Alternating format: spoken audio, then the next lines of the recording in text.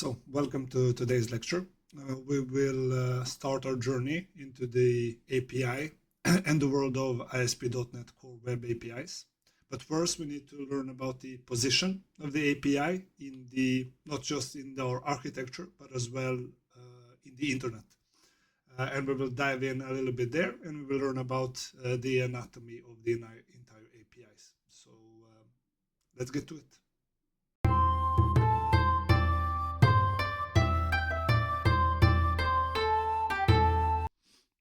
So, as you know, everything in this world revolves around data, right? Especially if you're in the IT world. So, let us do some kind of visual explanation about the position of the API and why we need to understand that in order for us to start building some valuable APIs for our portfolio and as well for basic understanding of why APIs is such a big deal for the IT world. So, as we said, everything revolves around data, right? So, data is the most important thing in the internet right now. People buy data. You can see how much is valuable, not only for the statistic purposes, but as you know, you probably know that they're listening to our phones, and every bit of data is going to be sold somewhere for a price. Is it about the user? Is it about the statistics? The data is the most valuable thing right now in the world. So where the data is kept? It's kept in the database, right? So we as users, so let's see, we as users, we are here, right? We oftentimes use a browser or we use a mobile phone, or it doesn't really matter. So basically any device that we use, we want to get the data, right? We want to see the data, we want to manipulate it, we want to do something with it. But we cannot just stroll in and get the data here, right? Usually there's a server running, right? And let me explain it so that everybody understands it quite perfectly.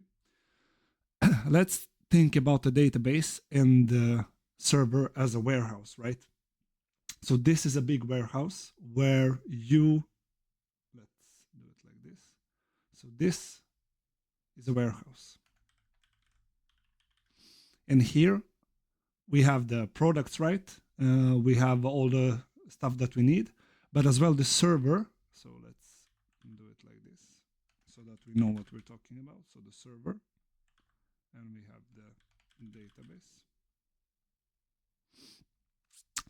So we know that everything is in the database, and the server is like the warehouse people and the architecture of the warehouse, like the position and everything. The server is the responsible guy or girl or thing when it comes to getting the data, right? So if we want to get something, if we want to find something, oftentimes, or not oftentimes, but most of the times, the server and the people working in it, in the warehouse, they know exactly where the thing is positioned, the product is positioned, the price, the amount left, and stuff like that, right?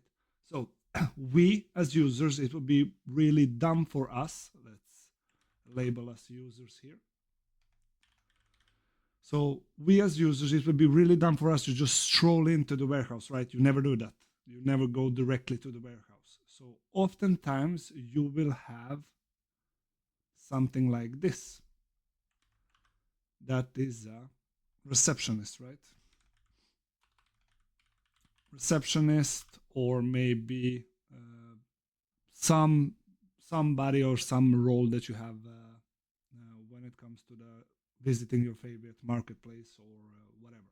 So you oftentimes have a person that you will talk to that then goes here in order to provide the specific information that you want and get the desired product and then return it, right? So the part of the API in this entire schema, in entire world of internet, right, is that we as users, we would like to get the data, right? So we send a request, but we will as well like to get back the response. So if I write it here, so we request something, right? And then we expect a response, right? So, and this right here, let's see if we can find a nice icon here. We can take this one. So this is the API. So this part here, the receptionist, that's the API. And the main role that it has is that it listens to our requests, provides the detailed information to the warehouse. So it talks to the warehouse with the server and the database, gets the data that we need, or in this case, in this analogy, the product that we need, and then sends it back as a response to us as users.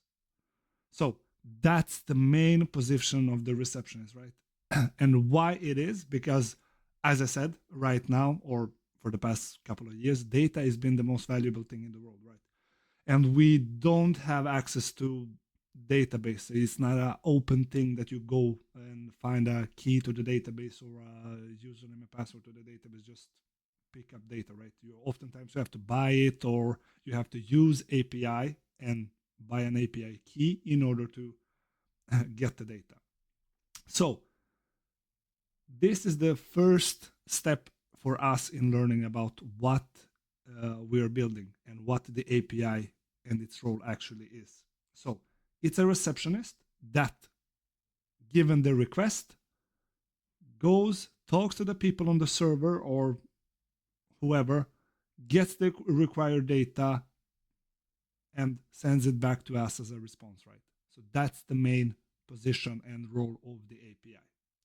So let's talk about what we're going to build, or let's talk about, because right now this part we have learned, this is something new for us, right? So request and response, what is that? So that is basically the communication that you do, right, with the API, with the response. And it is done with something that is called the API request, or API request and response, that are the HTTP or HTTPS protocols. And don't worry, protocol is just a fancy word. You don't need to worry about anything else. But basically what it is basically a communication way to transfer data over the internet. So nothing more complex than that. So basically transferring data, or communication way to transfer data through the internet. That's the only thing it is. HTTP is the first one, or it's the ground one, version one, as you, if you like, and it stands for hypertext. I think it's hypertext transfer protocol. So how you transfer data through the internet. So hypertext transfer protocol. It's, you don't need to remember what it stands for. It's important only that you know that the communication is the HTTP and HTTPS protocols. And the other one, HTTPS, as you see, only the S is the difference, and that is because through the years the data has become more private and sensitive and prone to hackers. So what the internet did is that we put secure on it. And what this S means, as I said, secure, but what it means is that the data, or the request and response that we send back and forth, right, they are encrypted. And they are encrypted in that way that here we can see everything pure as text, right? So we can read it. When it's sent with the HTTPS, it's scrambled, right? Like it's encrypted. It's a bunch of words and numbers and stuff like that. And then when it comes here, it's decrypted. So it's basically the same text again that you can read. So that's why oftentimes, or not oftentimes, but it has become a de facto for developing any type of communication over the internet. You use HTTPS. So if you want to work with open public data that is not sensible, you can use HTTP, but everybody, and I really think everybody, uses HTTPS in order not just to keep the data secure and the requests and not being open for hackers, but as well, a lot of times right now you will see some kind of basic authorization or authentication when it comes to different APIs or websites or anything that uses API, right? And that's like logging in, registering, seeing some data. So basically, most of the time you will see the HTTPS. So that's basically the what API is and its position is all about, and how the communication and these parts are working. So in the next lecture, what we're going to do is we're going to explore the anatomy of our API request and response. We're going to learn all of the different HTTP methods that we can use. And don't worry about that if you're a new developer, up and coming developer, or even if you never heard about APIs, or even if you're a senior developer that in other programming languages want to learn API, this is basically a create, read, update, delete. So basically everything on the internet almost is create, read, update, delete, right? So you create something, you read something from the database, you update and delete. So basically the HTTP methods will reflect that. So it will be get, post, put or patch, and delete. So get, you can already guess it. It's for getting the data from the database, like reading. Post is for creating, so you're posting data. Put and patch are updating, and delete is deleting. So, and that's the entire thing. But we will learn not only the methods, we will learn a little bit about more about the anatomy of the API request and response. And further down the line, we will learn, or we will also create as well, our ASP.NET Core web application that is going to be all of this and much more. So when it comes to ASP.NET Core Web API, we're going to build an API, but it will involve as well as the entire logic that is happening on server. As I said, like the people working and all of the logic and placement of different stuff, as well as communication to the database. And as well, we will do a lot of more integrations with different kind of platforms. So this is what we are going to learn further down the line. So thank you for today, and see you in the next one. So